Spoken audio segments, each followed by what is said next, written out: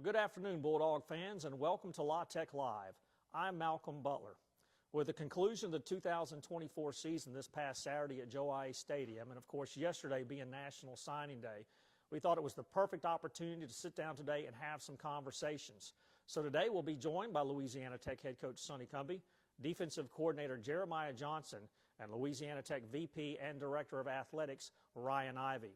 Over the next 45 minutes or so, we're going to put a bow on the 2024 season and take a look forward to what's coming up in 2025.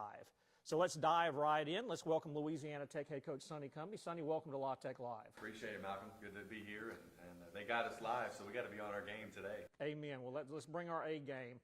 That's exactly what your team did on Saturday. You know, we taped the pregame show for Saturday's broadcast a week ago today, and one of the questions I asked you was, were you concerned with motivational factors for your football team going into that ball game, considering Louisiana Tech had been eliminated from bowl contention the week before at Arkansas?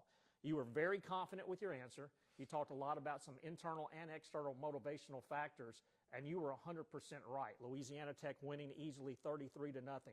What did that team's performance and effort in a game where they were only playing for pride tell you about that group?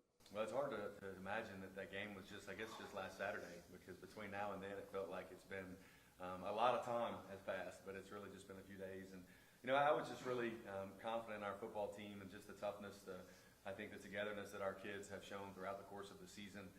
You know, we had a great team meeting on Friday, and I think you always are thinking about, from the standpoint of inspiring and engaging, you know, the hearts and minds of your team.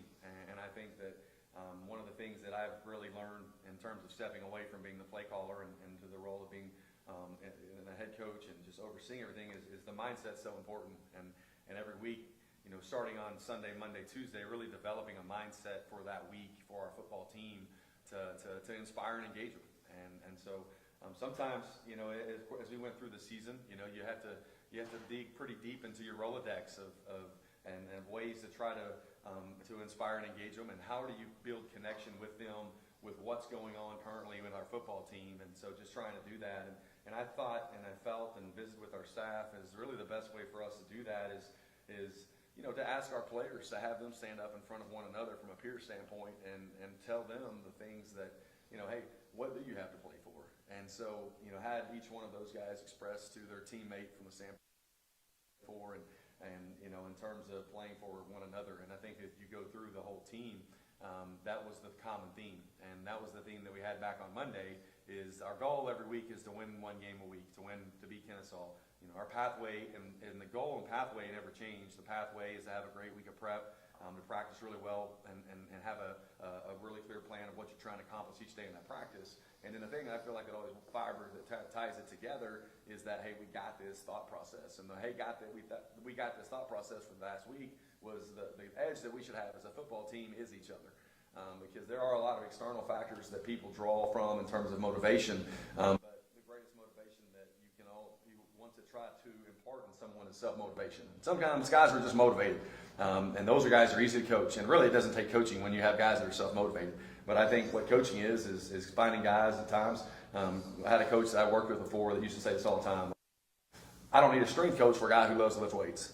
I don't need academic support staff for somebody who loves to go to class. Like that's what I need those positions to connect with the people who don't like to do that. And so just in terms of finding motivation, you know, I think that our kids had it, and they just had to unlock it from within inside of them. And once they voice it out, and once they stand in front of each other, 66 guys on the travel squad, our coaching staff included, when they talked about what do you have to play for, and kind of it was awesome. It was emotional. I think our kids really you know, let their guard down. I think they really connected on a deeper level with one another. And then Saturday before the game, when we talk about the cornerstones of our program, the things that are really important to us from the standpoint of loyalty, consistency, connection, and service, and how we define those within our program, like our goal as coaches is to teach those. Our goal as coaches is to live those out. And then also what we want to do, not only teach and educate, but we want to equip our players so when they leave here, and I told them, so hey, if this is your last stop here, hey, a week from now, you've got to show by your actions that you're loyal to something. You've got to show by how consistent you are. You've got to be connected to somebody. And then in about 2 months from now, you're going to have to serve somebody. And so those are all things that we wanted to equip them with. And they were able to flesh it out. And Saturday afternoon, Coach JJ and the defensive staff did a great job, you know, getting the shutout. And Coach Young did a phenomenal job putting a game plan together where we can control the trenches, and Evan was accurate, and so that was a fun game for our team. A nice way to end the season, winning 2 of our last 3 football games, and in a convincing fashion. You were confident with your answer. In the back of my mind, I'm still thinking, every head coach probably goes into a ball game in the back of their mind going, man, I hope our guys are ready and they're going to come out and play with intensity. Because you don't see that every single week normally. Usually there's going to be an off week. At what point Saturday did you know, hey, these guys are locked in and they're ready to play? Well, I felt really good about it, on Friday after we had the meeting, and then we went out and we had our Fast Friday practice. And I think as a coach, you're always in the back of your mind. Part of being a coach, I think, is just being proactive, and so you're thinking, okay, what if this goes well? What if this doesn't go well? How do you respond to this? What kind of plan do you have in place for halftime, for in the middle of the game if things aren't going the way they should? And then when things are going the way they should, you just kind of sit back and let them go the way they should and get out of their way. And so that's what we were able to do. And our kids had a great look in their face and really good intent about how they prepared. And I think that's the biggest thing that you can do is prepare really well. And I think our guys had a lot of energy in terms of how they prepared, and then that fleshed itself out on the game. Shutout, first one for Louisiana Tech since defeating Miami 14-0 in the 2019 Independence Bowl. It was the first shutout for a Bulldog team in the regular season since back in 2011. They defeated New Mexico State 44-0. It is the first time Kennesaw State has ever been shut out in a football game. This defense has had the next man up mentality all year long. You've had to battle some injuries throughout the year. So what allowed this group to be successful this year, even when guys like Kobe Fields, who didn't get to play on Saturday, were out? When you write a research paper, you got to cite your sources. And we got to cite our source on that little nugget about Kennesaw State. I've never been shut out. Teddy Allen. Yeah, we got to cite the source. Yep. He uncovered that nugget. He did. Jerry brought it to my attention. So, we know he's full of nuggets.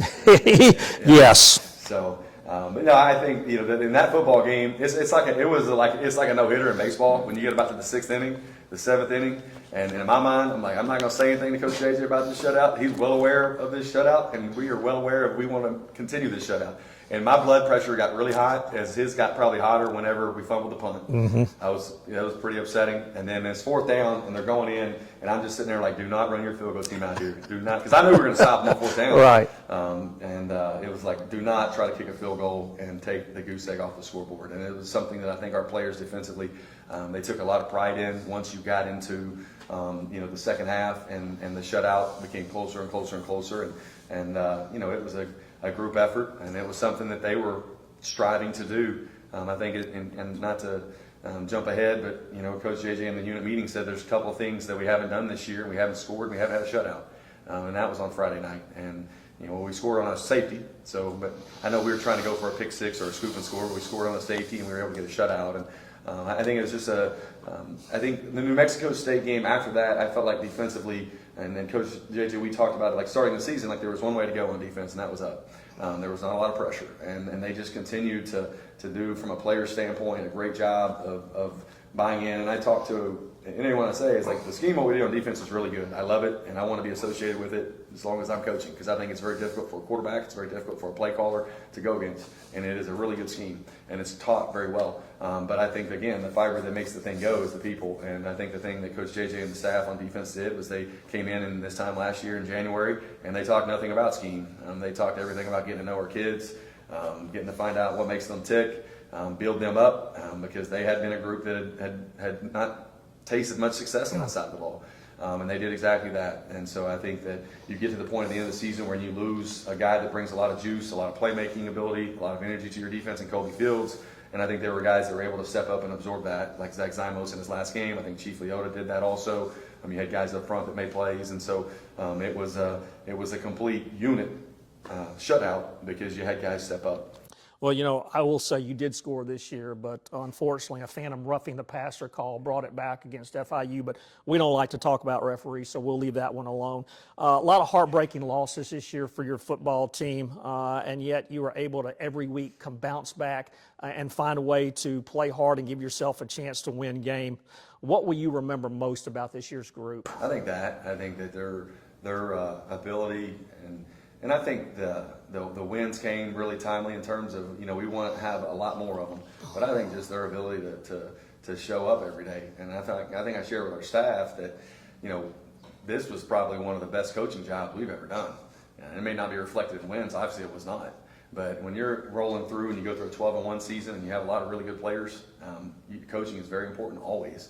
But sometimes those seasons go a little bit smoother, and this was one in terms of being able to hold guys together and as the season went and grow closer together. And so, but being where we're at the end of this season is not our end goal. I think our end goal is to win football games, is to compete for a Conference USA championship, is to win bowl games. And so I feel strongly that this group, this team, forged an identity of how you practice and prepare, how you face adversity, how you stick together, and then now as we transition into the off season, the mentality of we're going to win every single day. And I think hopefully our guys are out there. I believe that they're out there winning today in the classroom from the standpoint of how they show up. And so it was a fun group to coach, and their ability to just allow us to trust them, and they trusted us and stayed the course through some ups and downs. And so I was just really proud of the group from that standpoint, and I think our coaches did a great job. Relationships are so important in whatever you do in this day and age. You've been coaching for a long time. You were a player, obviously, at Texas Tech. How have you seen the coach-player relationship change over the last 20 years? A lot. I mean, I was one of those kids. If my coach told me to run through that door over there, I'm going to go do it. And then I'm going to ask a question later and realize how foolish that was. Coach told me to do it, so I'm going to do it, by golly. Like, that's the way I was wired. And so it's so much different now because the kids want to know the how and the why. And then how does it affect me? Why am I doing this? And so you have to be a great teacher, and you have to have a lot of patience, and then you have to, I think, be very persistent and very consistent in understanding too that there's a lot of different learning styles, and what works for this quarterback might not work for that quarterback. What works for this defensive lineman may not work for this defensive lineman in terms of your communication, your teaching skills, and how they practice and how they rep things. So the relationship piece is very important, and understanding what makes our players tick. And so I think in terms of being a great teacher is vital right now. And the other thing is too, I think players, and it's what anybody would want. They just want the truth. And so if you can tell them the truth and you can show them how you're going to make them better, and then they go out there and they get better, and things usually tend to work out. The 2024 season may be over, but it doesn't slow down for you and your coaching staff. What's the main focus right now during the off season? Right now it's player retention. I mean, that's the main focus, and it's like. It goes back to, I shared this with our team again last night, and I said this, and I truly do believe it, because we're talking about the season, and we're talking about recruiting, we're talking about retaining players, we're talking about players that may leave, players that may come back, and it's like, who regrets like one of those Tuesdays or Wednesdays in the season where you practiced really hard and you gave it everything you had on practice, and maybe you didn't have the outcome Saturday? Like, who regrets that? And of course, nobody raised their hand, thankfully. And so, because sometimes you ask those questions, you don't have their answer. Right. Anticipated, but anyways, you don't regret that. And so it's the same with our players. Like, as frustrating at times as it gets when someone comes and says, "Hey, coach, I want to go to the portal." Like, I don't regret, our staff doesn't regret how we coached them, how we built the relationship, how we poured into them. Wish them the best, and now there's somebody else that we've got to find to come in there and to do the same thing with them. And so that part of it is so different, because our player retention right now, we have really good players on defense, and we need to retain them. And those are the number one guys that we got to recruit. We got some guys on offense, same thing. But I think that's retention. And then now the transfer portal, it's like, every second, if you just sit your phone there, it's like, it's like this kid intends to go in the portal, and so you're just trying to sift through all that. And I truly believe that our staff is really good at evaluating, and then it's just calling. We wrapped up this signing class with 11 high school kids and 2 junior college kids. I know we'll talk about those guys a little bit later, and feel really good about that. And so the retention piece, and then just going through and roster management, that's the number one thing we're doing. And it's a great challenge. Everybody's doing it, and so it's not unique to Louisiana Tech. It's not unique to a Group of 5 school. You're all facing the same battles, having great plans to enhance your roster. And so that's what we're doing as a staff right now. Really, this group was 3 plays away from playing for a Conference USA championship this year. What's going to take to get to that next level in 25? I think the first thing it takes, like with any team, is talent. It takes a great deal of talent, and so retaining our players. And then I think from a mindset, and that's one of the things that we've talked about already, is just approaching because I think it's fresh on everybody's mind, players and coaches and fans also. Like, you want to go through a season in the fall where, like, you want to show up and you want to win. But that all is a derivative of what you do, like, starting today and what you do tomorrow. Like, that's how all of those little things add up in terms of how like and what our goal is, like our immediate goal today for our team is to go to class and to do really well in class. The pathway of doing that is just waking up, showing up, and being attentive. And so you continue to frame things like that from an annual basis in terms of the goal, the pathway, and then how can we do this. And so I think a mindset of every single thing that we do to approach it from the standpoint of we want to win this rep, we want to win this day, and we want to be in a position in the fourth quarter where I think you saw it in the Western Kentucky game from the standpoint of when it was 12-7 and our defense goes back out on the field, you see how Cumbie feels and the defensive unit were like, hey, let's go. Like, this is what we want. We want to be in this moment. We want to embrace this moment, and we want to go out and get the stop. I'm going to talk with your defensive coordinator, Jeremiah Johnson, in the next segment. Just talk a little bit about the job he did this year. Yeah, I mentioned it earlier in terms of just I think the buy-in and the relationship that he built with our players. And I think managing and leading a staff, not only managing, right, but leading a staff of coaches.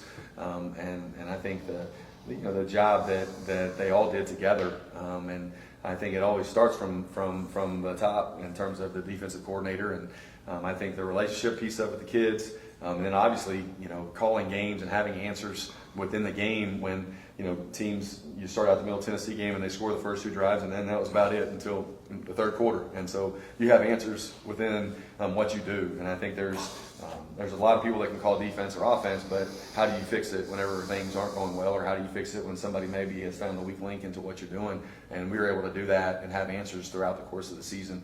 Our kids played very fast. Our kids were confident in what they were doing, and they did it at a very, very high level. And I think that all comes from when they believe in themselves, they believe in each other, and they believe in what they're doing. And you got to have the right people leading that, and I think he did a great job from that standpoint. That group was a lot of fun to watch, that's for sure. We're going to give you a break, and when we come back, we'll talk with Louisiana Tech defensive coordinator Jeremiah Johnson. You're watching La Tech Live. And overall, Tech only allowed 301 total yards per game. That's the fewest since 1992, number 1 in Conference USA, and number 11 in the country. When you hear those numbers, what do you attribute that success to? To really good players. Like, the honest truth of it is when we got here, and I told Coach Cumbie this the other day, the deck was stacked pretty good. And so our job really was to get those kids to believe in themselves so that they could go out and do it. And they did. They went out and did it. And I'm really proud of them. I'm not really a stats guy. I think you can make stats say whatever you want them to say. But ultimately, like what those guys did is they gave us the opportunity to win every football game. And we've got to get a little bit better. Like we talk in our room a lot about like winning costs what it costs. Like it takes what it takes. Winning doesn't care how you feel.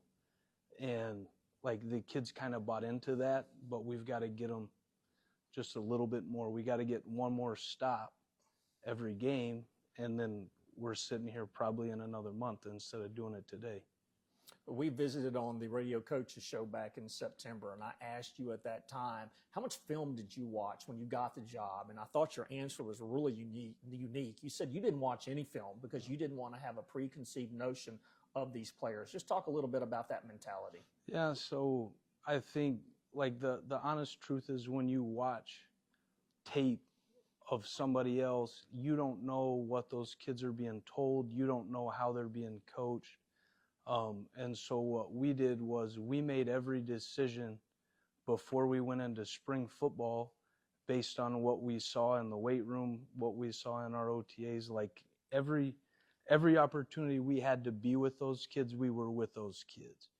And so we didn't want to make, like I said, preconceived notions on what they were, because that's not really fair because we don't know what they were being asked to do.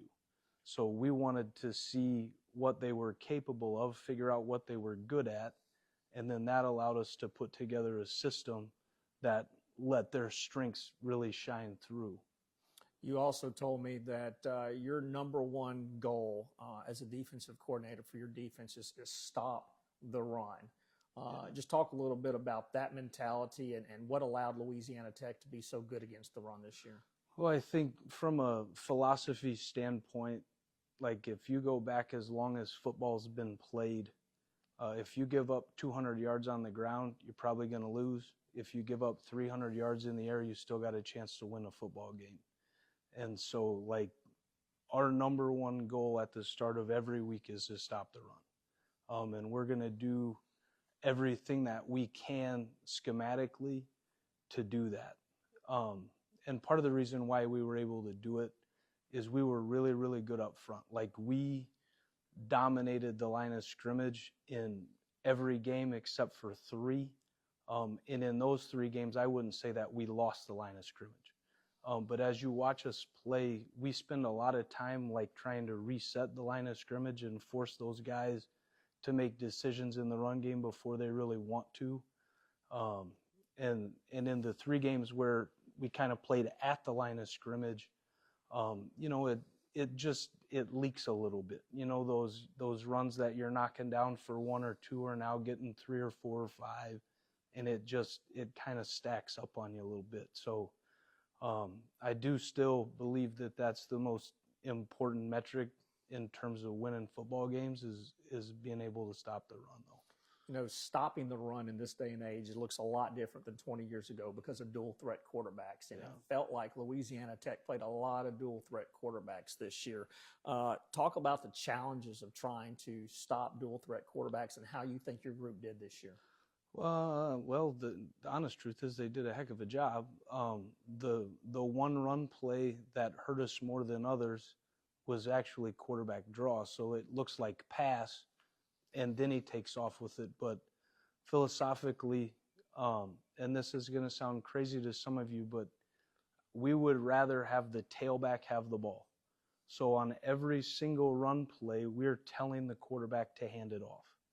And so then I can go in that room and I can tell those guys, like, one of you is getting red, the other 10 of you know who has the football, so it allows them to go get it.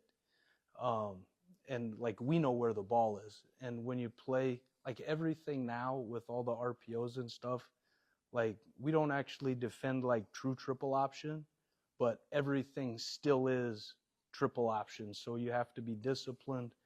And we're always trying to tell our guys this is where the ball's going to be. So then they know who to go tackle. You touched base a little bit on this, but maybe a little bit more in depth. To be a good defense, how much of it is schematic and how much of it is effort?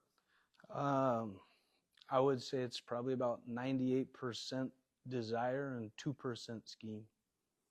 Honestly, like, everybody going to do something a little bit different.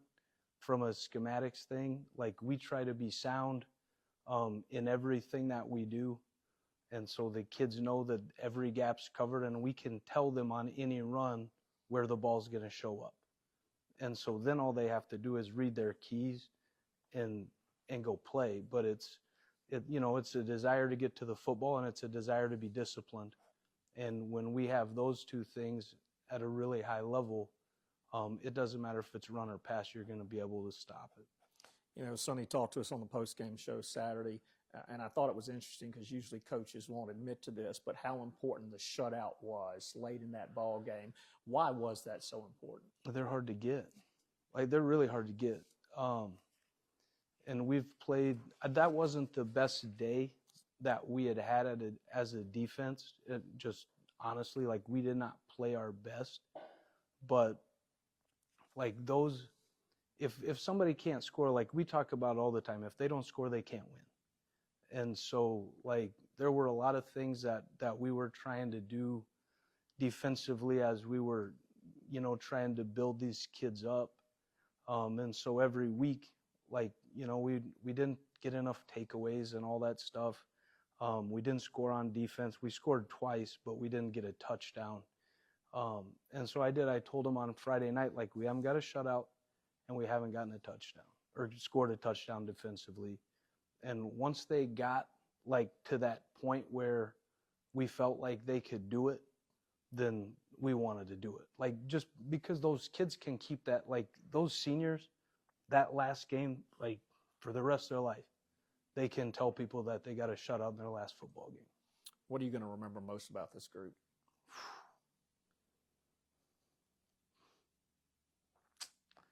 Just the way that they let us get into their lives and to be able to to help them to be what everybody told them they couldn't be. For 2 years, you know, everybody was on them because they were giving up too many points and all that stuff. And like, we believed in them, and we gave them a belief in themselves. And like, to see that come all the way through and those guys be able to do what we told them they could do. Way back, I got here on December the 8th of last year, so it's been almost a full year. And I walked into that room at 7 o'clock in the morning, and I made some promises to those kids about what they could do, and they did it. What are you most excited about when you look forward to next year? Let's say I'm excited about these kids. Like, these kids, they love each other. They care about each other. They care about this program. They care about this school.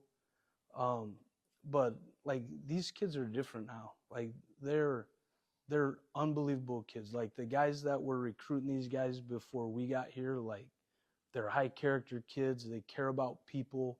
They treat people the right way. Like, they're just really, really fun to be around. And then finally, my last question for you: what's kind of the focus in the off season defensively? We got to go from good to great. Like, I told them, you know, what we did this year honestly was the easy part of what our process is.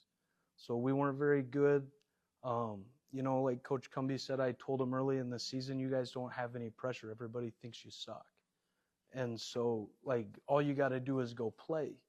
Well, then all of a sudden we got pretty good, and people started talking about us. And I said, you guys have earned pressure.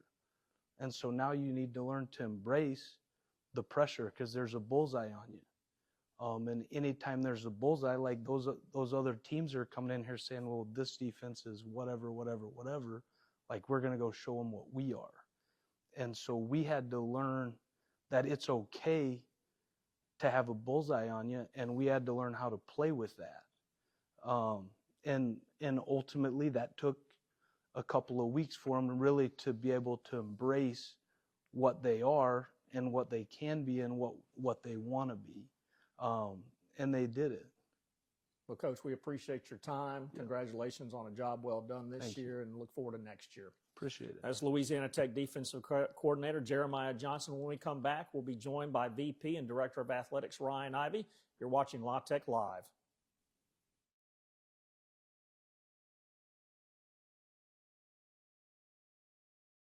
Well, welcome back to La Tech Live. Malcolm Butler. I'm joined by Louisiana Tech VP and Director of Athletics Ryan Ivey. And Ryan, we both had a late night, early morning. I was going to say, it seems like I just saw you at a place called the FedEx Forum, and we were slapping each other on an Al Green Rainbow 3, trying to figure out what just happened. So. Yeah, that was a lot of fun. We both rolled in about 3:30 this morning, so the fact we're up, kudos to us, right? That's exactly right. I appreciate you spending some time with us. I guess my first question to you is, as an athletic director, what goes into evaluating programs and sports and head coaches? Yeah, that's a great question, Malcolm. I think, you know, when I look at it specifically, and every AD is different, right, in what you do, and there's probably no right or wrong answers to it, but I've always believed that a holistic evaluation is the appropriate way to go, and being as thorough as you can, because ultimately, as I've said before, look, wins and losses are a part of what we do. I think we all know that. We all got into this business and chose this business and understand that wins and losses are a part of it, and it's the one thing that's public that everyone wants to judge us on. But at the end of the day, there's so much that goes into it, right? And wins and losses are just results, and the result of the actions that we take every day. And so how are we evaluating that holistic model for us moving forward? And so for me, I've given our head coaches, every place I've been as the athletics director, I've given them a sheet, and there's 13 bullet points. And within those bullet points, there's 4 or 5 different bullet points really amongst those 13 bullet points. And holistically, it goes obviously what we're doing from a competition standpoint, right? What are we doing from a wins and losses aspect of it? Teams statistical information. How are we ranking in those things? Are we improving? Are we moving, right? Where do we rank from a conference standpoint? Where do we rank nationally? All those things. That's objective data, right? We know that. Anybody can jump online. You can look at that, really find that data.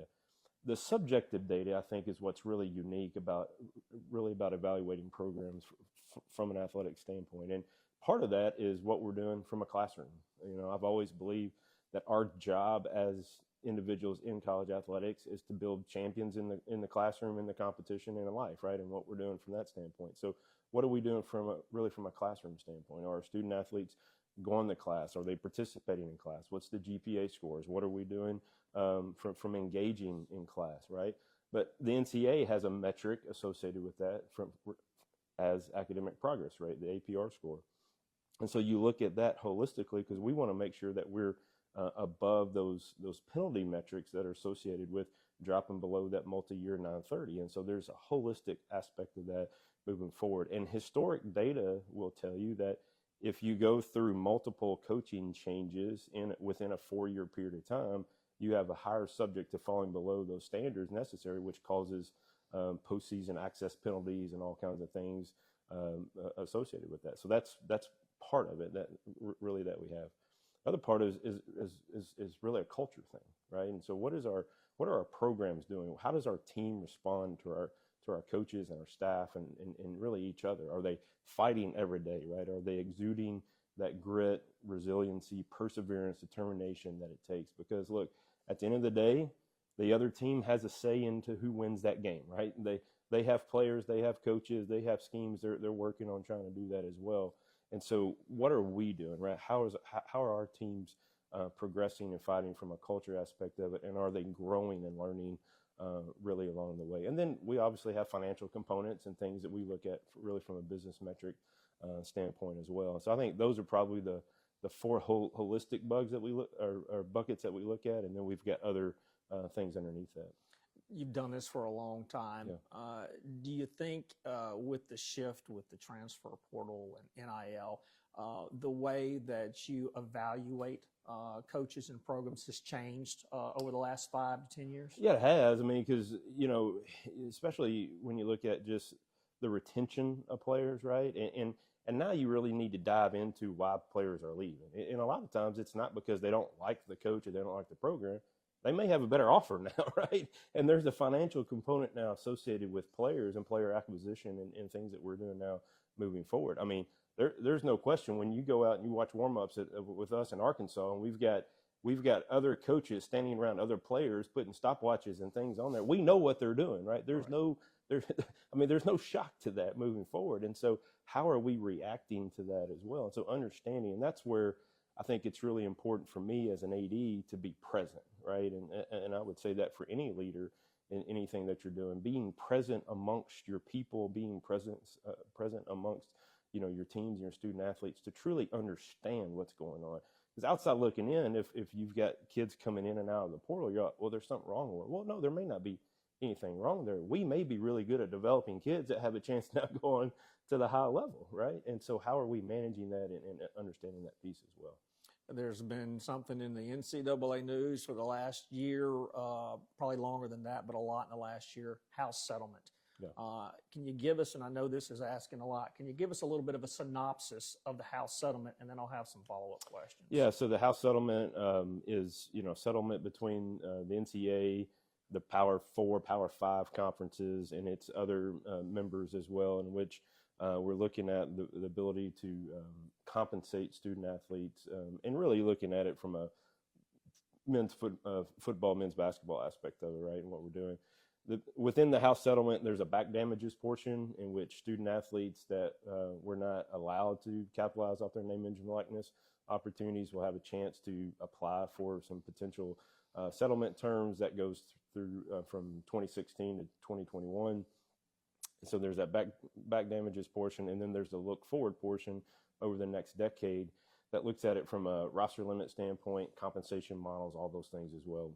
And so those are things that we're trying to look into. So knowing that it's coming, what is your staff doing to ensure that Louisiana Tech is staying on the forefront of this? Yeah, I think I've been really proud of our staff. I mean, especially since I walked in the door, I mean, we've tried to hit it head on. And again, it's a moving target most of the time. And I think probably one of the biggest challenges that we have is just the instability of it all, right? You feel like you're always trying to swing at a moving target. But one of the things that we've done is we've created our own in-house cloud-based general manager tool in which we're going to be able to look at this from a holistic compensation model aspect of it, student athlete benefits, whether that's scholarship dollars, cost of attendance, Austin money, NIL, rev share, whatever it is, we're going to be able to bring those efforts in-house, and I think that's going to be important to us. I still think there's going to be collectives, out there, but I think that the role of the collectives is going to change. And so for us, we want to bring that in-house to be able to look at it from a holistic model, looking at it from a roster limit. All right, where are we and what are we doing? How do we allocate the expenses accordingly? And is there a way to make sure that we're creating opportunities? You heard Coach Cumbie talk about it earlier, just the retention of student athletes. And I think retaining our student athletes is going to be really important across the board. And so we're going to have this cloud-based GM tool as well. We're really looking at it. The other thing that we've done is we've created this kind of AI platform that allows us to get into specific data and position-related statistics that correlate to winning. And so we were able to do some trial runs and some things this year throughout football. I've been tracking several teams, and every game that we hit the metrics that we needed to hit, we won those games. And so the data and the platform and the model works. We know that it works. And so this is going to allow us to really look at it and say, okay, when we look at the valuation of student athletes and what we're doing from a recruiting standpoint, are they worth it, right? How does that play into our teams and the things that we're doing? And we can do that across the board for all of our sports moving forward. And that's in part because of the technology platforms and the technology stacks that we're going to be able to do through the Louisiana Tech Sport Performance Institute. And so I think those are the things that are going to help us. The other thing that we're looking at is trying to create a position that is going to be a general manager, right? And what does that look like? And we're going to start small at that position and look at it from a professional model, because look, ultimately we've got to adopt some professional sport model tendencies into what we're doing and take that business model approach as well. If you're a Bulldog fan, how can you help support this? Yeah, I would tell you, I think the Louisiana Tech Sport Performance Institute is the way to go right now, and anyone can help. We've got that set up through the foundation. If anyone's interested in donating or being a part of that, we're in the process right now of looking at some opportunities to partner with faculty on campus as well, looking at academic research, whether that's through sport performance, nutrition, health and well-being, mental health. I mean, there are some research grant opportunities. There's all kinds of things out there. We're looking at this from a holistic model. How do we get the institution and use the genius in the room that is our institution and to really leverage those assets? So I think if anyone's interested in helping, we need them to be a part of that. There's an opportunity to help to really fund the institute. I think it's going to be a really critical tool for us and to create a competitive advantage for us. The way college athletics has changed, I always wonder, what Joe Ia and Maxie Lambright would think about college athletics in this day and age. Mm-hmm. It's so different than when they were coaching. No question it is, and it changes. Look, and at the end of the day, it's here. It was here before us, and it will be here after us. I tell people that all the time.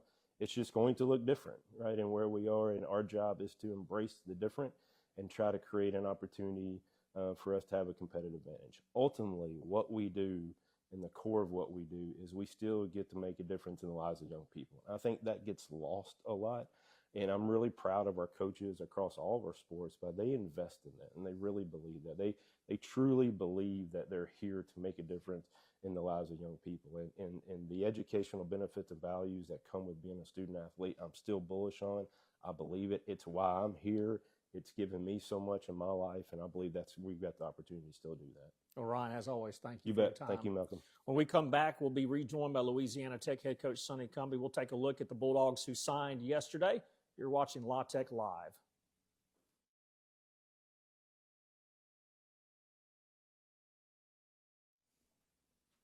Welcome back to La Tech Live. Malcolm Butler, and I'm rejoined by Louisiana Tech head coach Sonny Cumbie. And Sonny, yesterday, National Signing Day. A lot of high school kids, junior college kids across the country signed to go to what's next for them in their football future and their academic future. What was the focus of this year's early recruiting class for Louisiana Tech? Yeah, for us, it was primarily made up of our high school kids. And we signed 11 high school players of the 13 that we signed, 2 junior college corners, which we'll continue to address that position through the transfer portal. And so, I think out of the 11 high school players that we signed, there's 5 of them that are state champions.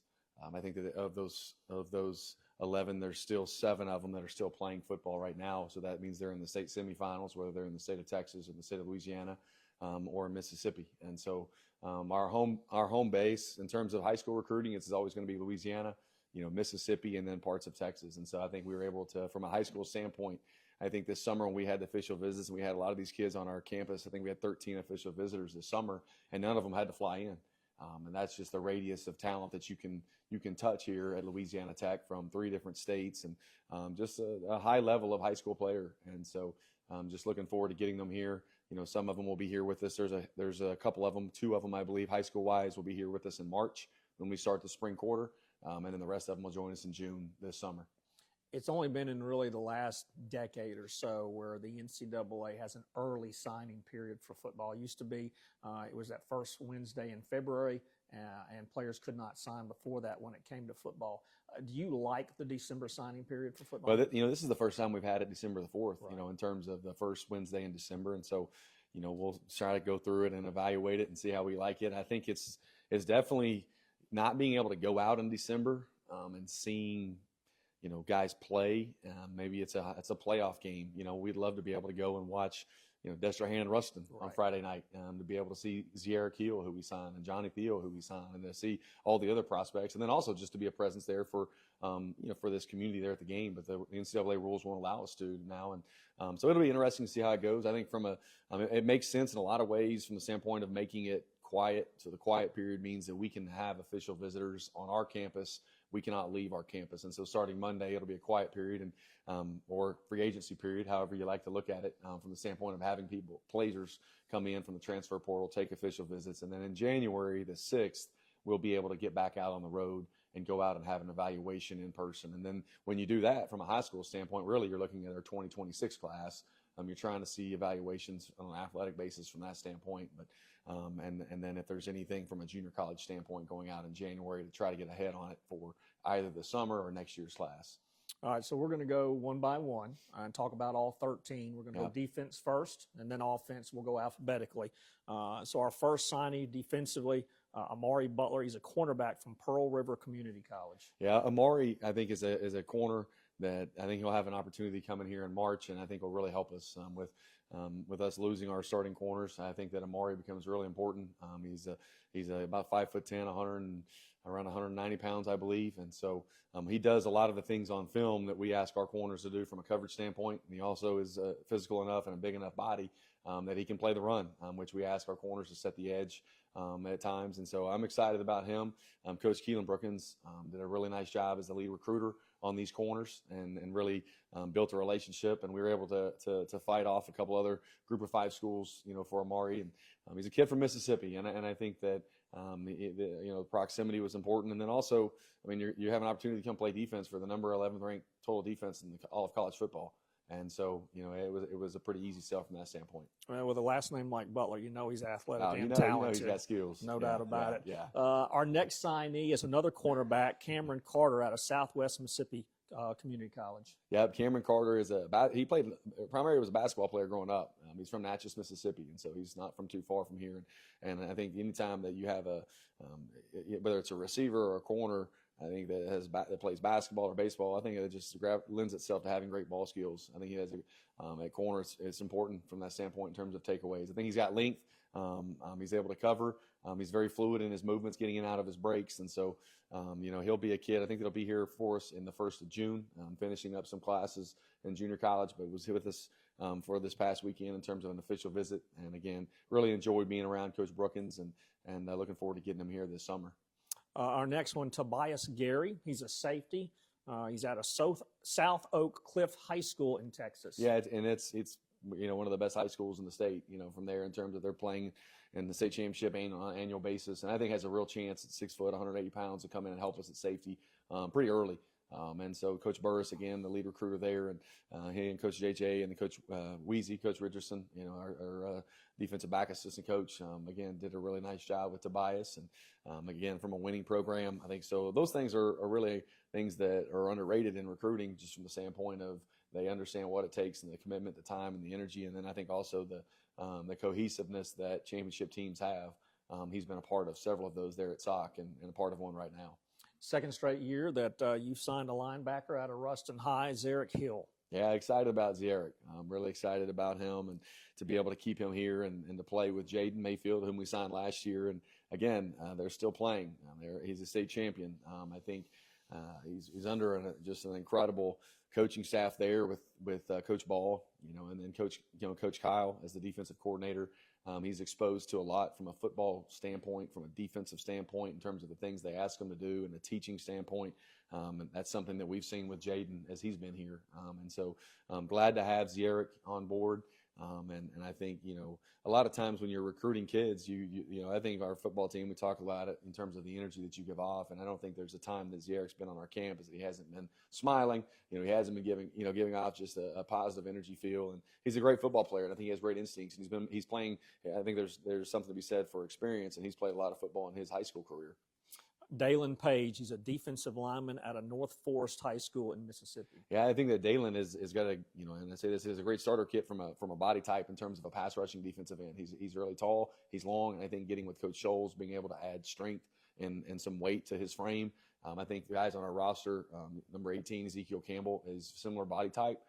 And so he was a kid that we saw. I think the other thing too, Malcolm, in recruiting is, and when you go through these high school players that we have signed, we saw Dalen numerous times at camp throughout the course of our camp circuit that we go through, as we hit other camps that schools have, and then also our own camp on campus where we have 2 of them in a 7-on-7. And so every one of these kids have been in person evaluated, which I think that's really important. But Dalen, I think, has an opportunity to be a really dominant pass rusher. And I think once he gets here and adds some strength and some weight to his frame, I think he's going to have a chance to be an impact player on the defensive line. Our next signee is a linebacker out of Pascagoula High School in Mississippi, Jalen Parnell. Yeah, Jalen Parnell is he's 5'11". He's right around 230 pounds, somewhere around there. I think he's put together really well. I think he projects probably to play in the box for us from a linebacker standpoint. He's very physical. He's a downhill player. And, again, we were able to see him this summer at camp. And Coach Carter, our linebackers coach, did a really nice job in terms of the recruitment of Jalen. And he's been on our campus several times. And so he'll also be with us in March as a high school prospect as he graduated early. And they'll start in our spring quarter there in March.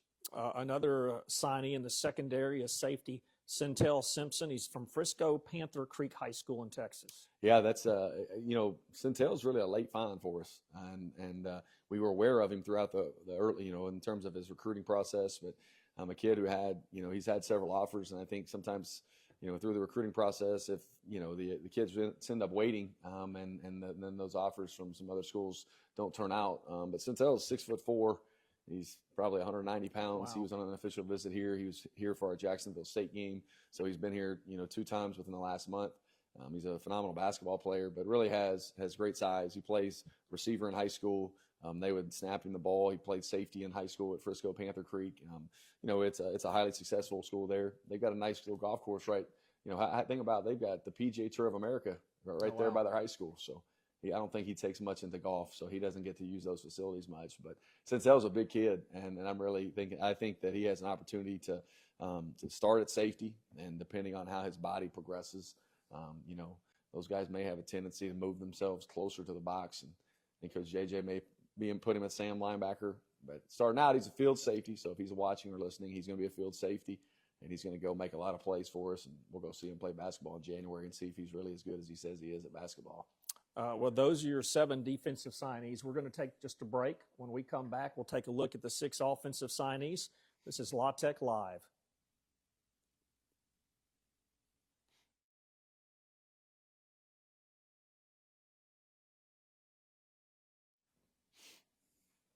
Well, welcome back to La Tech Live. Malcolm Butler, joined by Louisiana Tech head coach Sonny Cumbie. And Sonny, let's talk a little bit about the offensive signees that you guys signed yesterday. We're going to start with Jackson Bradley. He is a quarterback from Oak Grove High School. Watched his dad, Josh, play here in the 90s, one of the best tight ends to ever come through Louisiana Tech. Talk a little bit about Jackson. Yeah, I think a kid who is a winner, a kid that we identified in camp at an early age. He has a lot of ties to Louisiana Tech, starting with his father who came here and played, and then he's related to Josh Moat, who played here, and Mike Moat, and just a phenomenal kid to start with, but he's very, very talented. Throwing the football has gotten better and better as a passer. His football team he won 2 state championships in football. they have won. He's going to have a chance and an opportunity to win 5 state championships in baseball because he played on the baseball as an 8th grader. Varsity, but I think the kid's very athletic. He throws the ball well. I think that he is a sponge. Every time that he's over here, he's constantly asking questions. He wants to learn. He wants to know. He's already, the workout plan. I need to get the workout plan from Coach Scholes. I want to come over. He was over several times in season. He was over several times last spring, and so just is eating up with football. And I think a very talented kid. He has unbelievable leadership skills. When you watch him, they came to our 7-on-7 this summer. They came in as their team, and you just watch and see how he leads. I think, and that's something that, the intangible things that you have to have at quarterback, and also I think his teammates respond really well to him because that's an important as well as understanding that how well the players respond to your leadership as a quarterback, and I think is going to have an incredible future here, and looking forward to get him here in June. But he throws the ball really well downfield. He's accurate. And then he adds an element in the run game too, as far as the quarterback run game. This offensive signing class, wide receiver heavy. You've got 4 of them. The first one is Jalen Mickens. He's a wide receiver out of Willis High School in Texas. Yeah, Jalen came to camp this summer. We were recruiting him last spring. We had in-person evaluations with him last spring.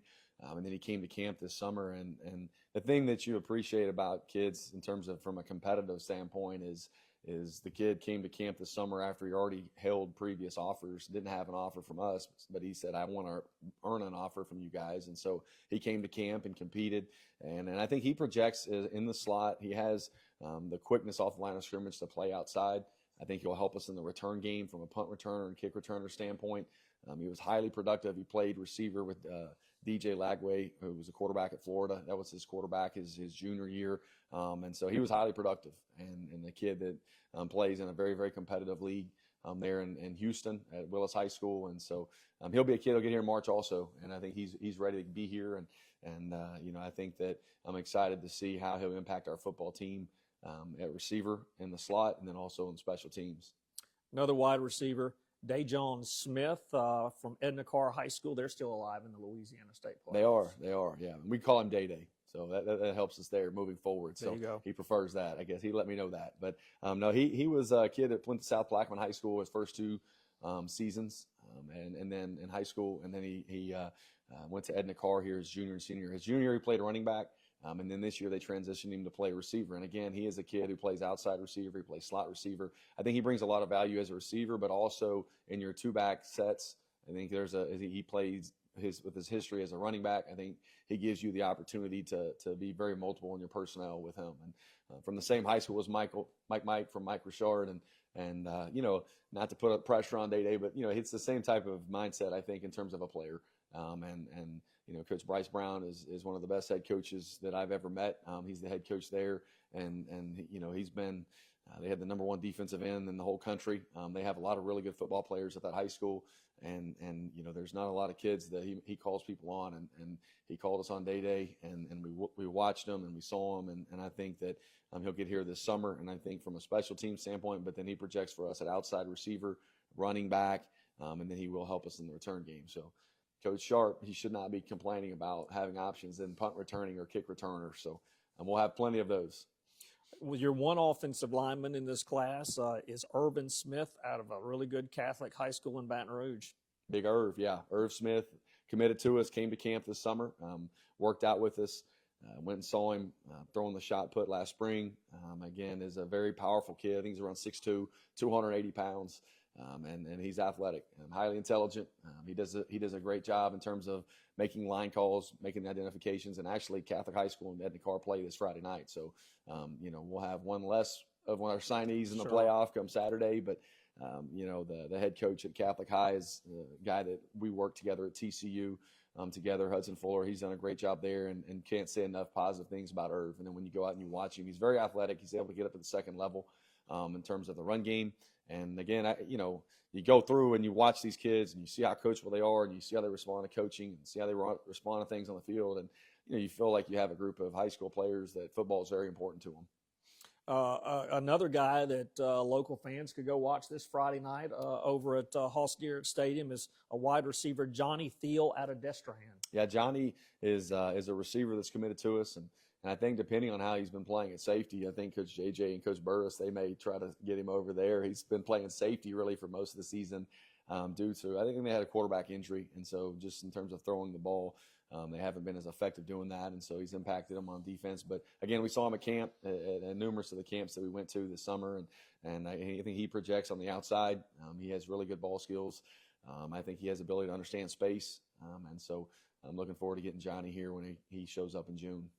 Your final signee in this class, Kobe Thomas. Yep. Kobe's a wide receiver from Calvary Baptist. Yeah, KT is, again, another guy that's still playing in the state playoffs. They won a state championship last year. I think they have a great opportunity to win it this year. And they run, from a concept standpoint, a lot of the same concepts that we have ran. I think when you go watch him play, which I was able to go watch Calvary Baptist and Oak Grove play earlier in September when we were able to get on the road. And you feel really good about a prospect when you go to watch him play. And it usually goes one of two ways. And one way is like you're kind of underwhelmed. And the other way is like, wow, he's just as good as I thought. And going and watching these guys play in Jackson and watching KT, like he plays at a lot faster pace than everybody else. And he's an unbelievable route runner. He gets in and out of his breaks. He has great short area speed, long speed. And he is as productive as they come when it comes to a high school receiver. And I think he runs really, really well. And again, I think he projects to start out for us, at the slot, but he's playing outside for Calvary Baptist this year. He's been able to run by just about everybody that they played. And so from a top end standpoint, I think he's really going to be able to stretch the field. And I think a lot of these kids too, I think there's a lot of meaning in terms of being at Louisiana Tech. They're grateful for the opportunity to play college football, but I think a kid from Shreveport and Calvary Baptist, Jackson Bradley, those are the guys that, A, they have a high level of talent, and then B, they really want to be here. And this place means something to them. And so I think that, you continually stack classes like that together with the guys that we have here. And I think you have a really good core group of high school players that we've signed over the last couple of years. Well, excited about this newest group of Bulldogs. So recruiting obviously doesn't stop. There'll be another signing period in February. And then, of course, in this day and age of the transfer portal, it kind of continues to go. So from a position standpoint, what is the biggest needs you still have to address? It's kind of like you go to the you're going and you just don't ever really turn anything down. It's like at this point, it's like, let's improve our football team. Right. From a flat out, like, hey, where are we numbers wise? If you look at offense, we've got to go out and replace 3 seniors that were highly productive. And so you've got to go out and get, receivers, which we signed, a good group of them here in this high school class. I think from a tight end standpoint, we need to give Eli some help there in the room at tight end. And we'll go out and sign a couple tight ends. Offensive line-wise, we have a great core of young guys coming back. I think when you think about Hayden Chrisman, Jamarian Kennedy, you've got Landon Nelson, Roy Brackens, Shawnee Cole, Brett Canis. I think, some of our younger kids that we signed, Troy Smith, I think we have a really good group there, but you're looking from an experience standpoint of guys that can come in there and solidify that room.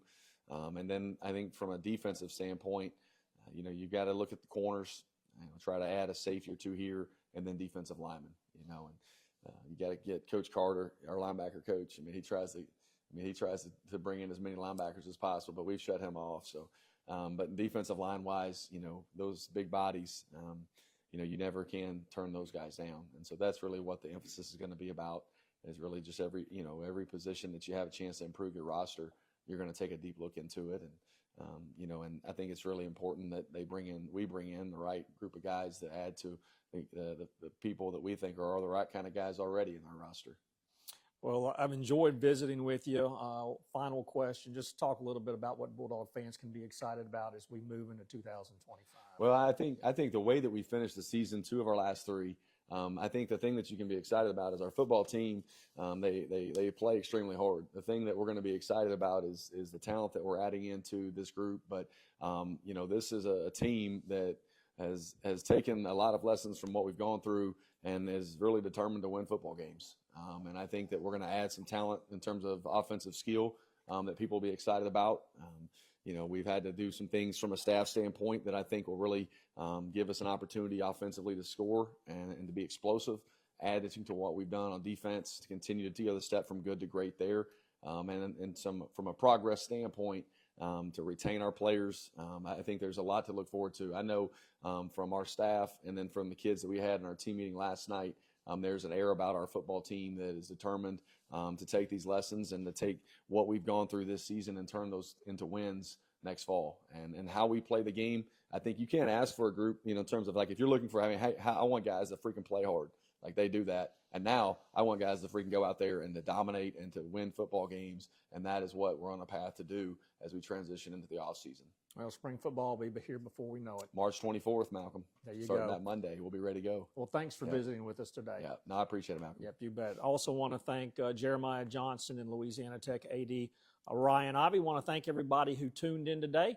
That'll do it. You've been watching La Tech Live.